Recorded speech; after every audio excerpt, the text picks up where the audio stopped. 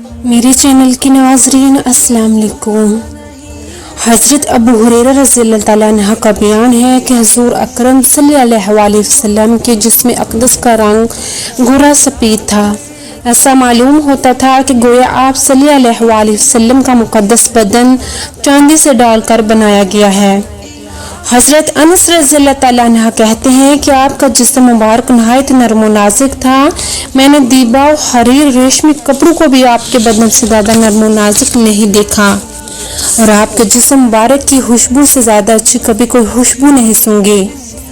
حضرت کعب بن مالک رضی اللہ تعالیٰ عنہ نے فرمایا کہ جب حضور صلی اللہ علیہ وسلم خوش ہوتے تھے تو آپ کا چہرہ انور اس طرح چمک اٹھتا تھا کہ گویا چاند کا ایک ٹکڑا ہے، اور ہم لوگ اسی کیفیت سے حضور صلی اللہ علیہ وسلم کی شادمانی و مسرت کو پہچان لیتے تھے۔ آپ صلی اللہ علیہ وسلم کے روح انور پر پسینہ کے قطرات موتیوں کی طرح دلکتے تھے، اور اس میں مشک و عنبر سے بڑھ کر خوشبو رہتی تھی۔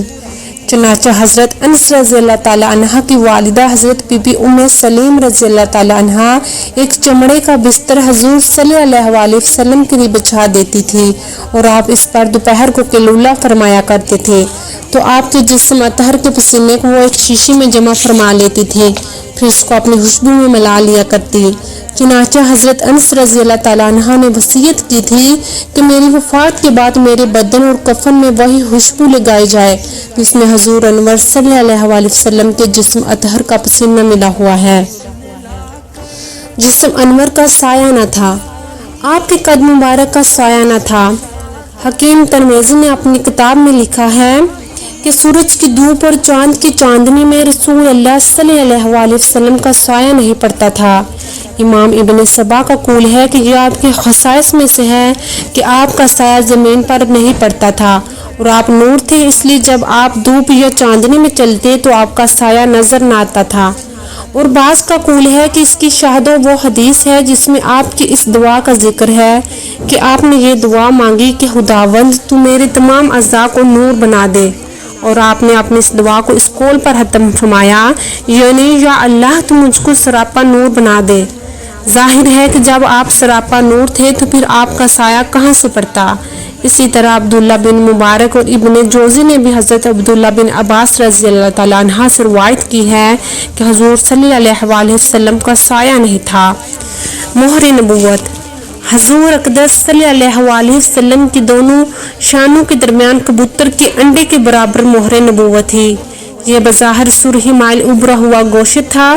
چنانچہ حضرت جابر بن سمرہ رضی اللہ تعالیٰ عنہ فرماتے ہیں کہ میں نے حضور صلی اللہ علیہ وسلم کے دونوں شانوں کے درمیان مہر نبوت کو دیکھا، جو کبوتر کے انڈے کے مقدار میں سرخ ابھرا ہوا ایک دودھ تھا۔